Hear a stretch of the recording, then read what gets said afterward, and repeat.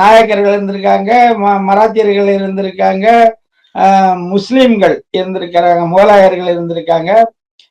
இப்படி வந்து பல்வேறு ஆட்சியாளர்கள் மாறி இருக்காங்க. கட்டந்து யாருங்கிறது தான் பிரச்சனை. இப்ப அந்த இடத்த சில நூல்கள், குறிப்பா நாராயண பிள்ளைங்கிறவர் ஒரு நூல் எழுதியிருக்காரு. என்கிட்ட கிட்டத்தட்ட ஒரு 40 ஆண்டுகளுக்கு முன்னாடி செஞ்சியை பாருங்கிற ஒரு புத்தகம் இருந்தது. அது அப்பயே ஒரு 20 ஆண்டுகளுக்கு முன்னாடியே அதெல்லாம் கோத்து தச்சு வச்சிருந்தேன். 4 புத்தகம் 3 புத்தகம் சின்ன சின்னதெல்லாம் தச்சு வச்சிருந்தால அது இப்ப நம்ம கையில அதை படிக்கிறதுக்கு தரவு கிடைச்சது. அதுல வந்து இப்ப என்ன கொடுக்குறாங்களோ அதுதான் கொடுத்துருக்கு.